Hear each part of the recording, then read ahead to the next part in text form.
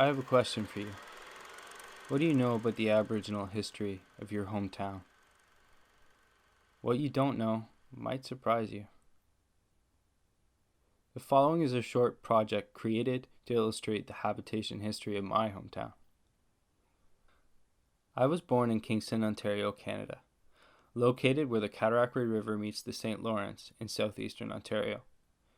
Kingston is widely regarded as a historical city, boasting a vast array of historical homes, monuments, and limestone structures remaining from the time of Canadian Confederation. The city website states that the location was important for Canada's First Nations long before European settlers ever set foot here, and that history thrives in this place. However, the long history of habitation, migration, and dispossession of Aboriginal people in the area doesn't always make it into Kingston's many historic plaques. Human habitation of the northern shore of Lake Ontario dates back to approximately 9,000 years ago, with agriculture having been developed long before contact with Europeans, approximately 1,000 years ago. Over the centuries, the people who lived north of Lake Ontario, eventually called the Huron by Europeans and Wyandot in their own traditional language, made the north shore of the lake their home. By the beginning of the 14th century, most Wyandot people inhabiting this area lived in large, sometimes fortified villages. Crops of corn, beans, and squash, known as the Three Sisters to the Wyandot and future Haudenosaunee residents of these lands, complemented a diet of wild animals, fish, and berries. There is little evidence to suggest the presence of any major indigenous villages in the Kingston area prior to 1673. However, when the first European settlements began to appear in Ontario in the early 1600s, the area originally known as Cataraqui had long been part of the traditional homeland of the Wyandot, or Huron, people. Faced with growing European influence in the region, the Wyandot people and neighboring peoples of the Anishinaabe Nation allied with the French near present-day Quebec City and Montreal on the St. Lawrence River. The nations of the Haudenosaunee Confederacy, another group who spoke related Iroquois languages, occupied territory to the south in present-day United States and became allied with the Dutch and then the English. Both the Haudenosaunee and Wyandot were interested in trading fur to their allies from the plentiful wooded areas north of Lake Ontario. This tension led to what some call the Beaver Wars between 1647 and 1651, which ultimately led to the dispersal and destruction of the Wyandot people from the Haudenosaunee Confederacy. By the middle of the 17th century, the Wyandot could no longer be found in their traditional territory, replaced by the rise of Haudenosaunee villages on the north shore of Lake Ontario. In the 1660s, the French began taking their own actions to restrict, among other things, the flow of furs from the North Shore Haudenosaunee trading villages to the English and Dutch. In the spring of 1666, French armies and allies marched into Haudenosaunee territory and burned the Mohawk villages and food supply, forcing a French Haudenosaunee treaty in 1667.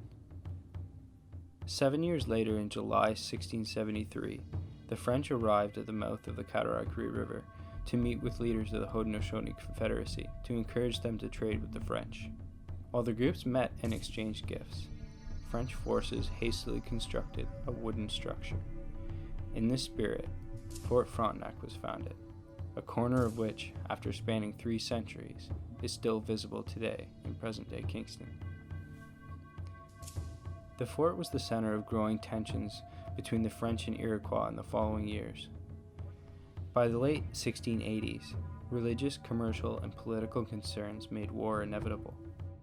In 1687, while preparing for an attack on the Haudenosaunee, the French invited the principal chiefs to Fort Frontenac to discuss peace.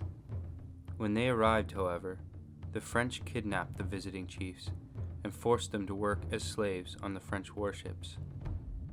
On their way back to Montreal, the French destroyed several villages along the shore of Lake Ontario.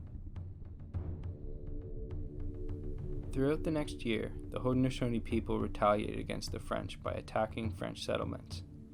Food became scarce among French settlers during the sieges, and by February of 1688, 93 members of the garrison at Fort Frontenac had died of scurvy. By November of that year, instructions came from the French governor to destroy the fort and return to Montreal. Peace talks at Quebec between the French and Haudenosaunee failed to stop a major attack launched by the French from Fort Frontenac in 1695. By 1700, peace in the eyes of the French and their Anishinaabe allies was finally obtained. At some point between 1680 and about 1700, northern Anishinaabe allies of the French moved into the north shore of Lake Ontario. For the next 50 years, Fort Frontenac was largely neglected by the French.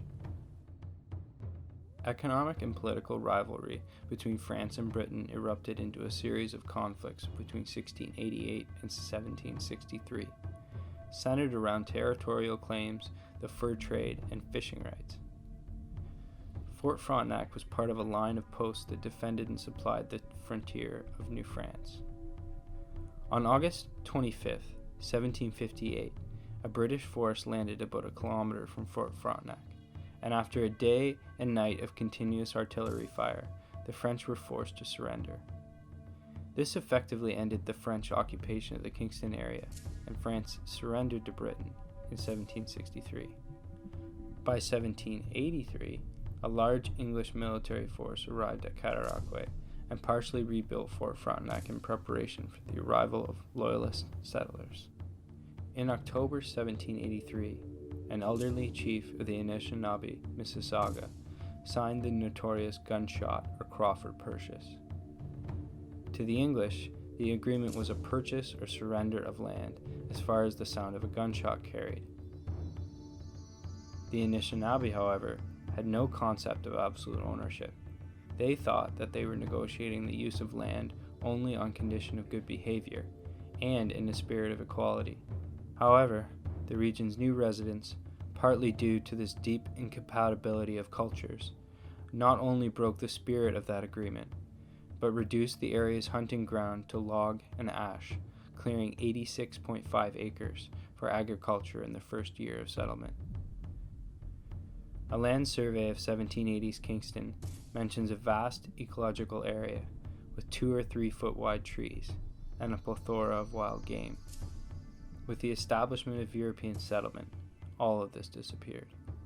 As development increased in the 1790s, the only land set aside as Anishinaabe space was Mississauga Point, present-day McDonald Park. Large groups of Anishinaabe would assemble there by canoe to receive their gifts as outlined in the Crawford Purchase. Soon, warehouses and wharves occupied the shores where the Anishinaabe once camped and hunted. Fort Frontenac served as the main British military base for the eastern end of Lake Ontario until it was deemed obsolete after the War of 1812. Further expansion of streets beyond Fort Frontenac effectively rendered the landscape unrecognizable and unusable to the Anishinaabe. The Kingston Indigenous community continues to represent the area's Anishinaabe and Haudenosaunee roots, but looking around the limestone streets, it's not easy to see what is a long and intriguing Aboriginal history. It is there, though, underneath all of this. It's part of this city and the history of Canada.